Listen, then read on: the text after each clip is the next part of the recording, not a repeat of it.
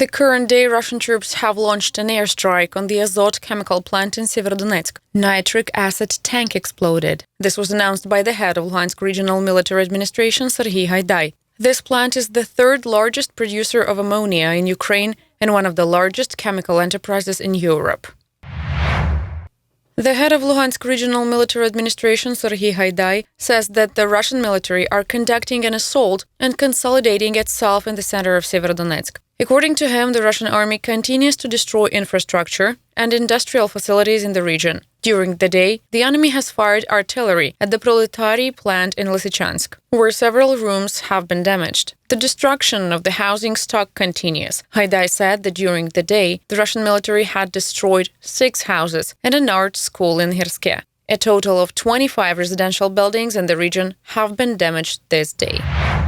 The head of Donetsk Regional Military Administration, Pavlo Kyrylenko, said that the Russian military had been shelling several settlements in the region. On the night of June the 1st, the village of Ocheretina came under artillery fire. As a result of the strike, the Citizens' Safety Center, several residential buildings, a shop have been partially destroyed, and the Administrative Service Center has been damaged. According to the head of Slovyansk Military Civil Administration, Vadim Lyakh, this morning the Russian military also launched a missile strike on Slovyansk. The morning of the first day of summer in Slovyansk is bad again. The rocket attack destroyed 3 private houses in one of the town's neighborhoods. About 10 more were damaged.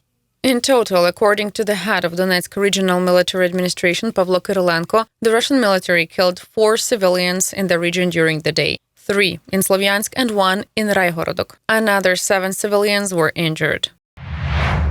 This day, the Russian army fired at Zolochiv in Kharkiv region. The head of the community, Viktor Kovalenko, told Suspilne about it. A pensioner was injured when she went outside during the shelling. The fragments of an artillery shell hit her in the head, cut her torso and limbs. The victim has been taken to hospital in critical condition. Also this day, a 74-year-old woman was killed when a howitzer projectile hit a private house in the settlement. Zolochiv hasn't been fired at like this before, all day without a break, Kovalenko said in a comment to Suspilne. He added that in the village of Svetlichne, the House of Culture had caught fire due to direct hit, and 1 private house had been destroyed the current day. 2 Russian mines came off the anchor this morning due to a storm in the Black Sea. This was announced by the General Staff of the Armed Forces of Ukraine in the morning report. Dangerous items were found by the military. 1 mine was carried by waves to the sandy shores of Odesa region. It was taken to a safe place and blown up by specialists of the Navy forces. The other one was neutralized at sea. This day, the Kotelevsky District Court of Poltava region found Russian servicemen Alexander Bobykin and Alexander Ivanov guilty of violating the laws and customs of war. They were sentenced to 11 years and 6 months in prison each. According to the investigation, on the first day of the full-scale Russian invasion, Bobykin and Ivanov fired with Grad multiple-launch rocket systems at Kharkiv region, first from Russian and later Ukrainian territory, destroying civilian infrastructure, residential buildings, and a lyceum. The defendants pleaded guilty. In the town of Orikhovo, a Ukrainian defender covered a girl during the shelling of the settlement by the Russian military. This was reported by Maria, the mother of a 5-year-old Anya. The woman says that when the shelling started, they were standing in line for humanitarian aid. I was getting aid. The kid was a little further away from me. I was even with my elder daughter, so I was with 2 children. How did it happen that such a young man appeared nearby and reacted so quickly?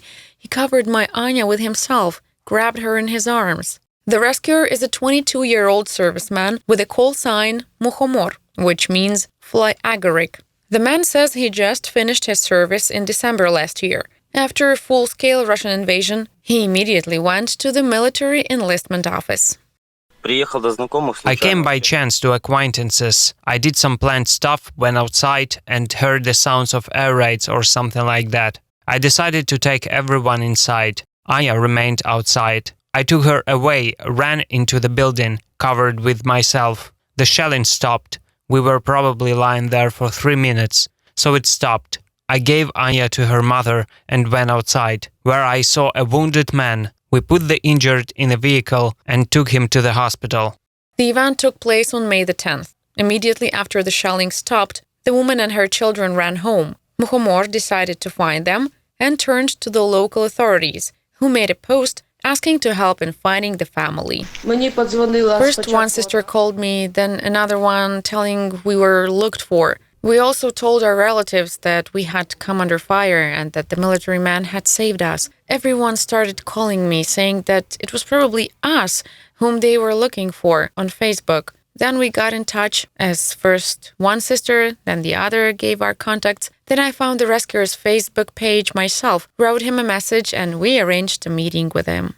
The military man says that he wanted to make sure that the girl was all right and that he was very worried before the meeting. 5-year-old Anya gave her rescuer a picture with gratitude. He gave her a stuffed bear. According to her mother, Anya never separates from her new toy. She's very busy now. She has someone to feed, put to bed, and watch cartoons with.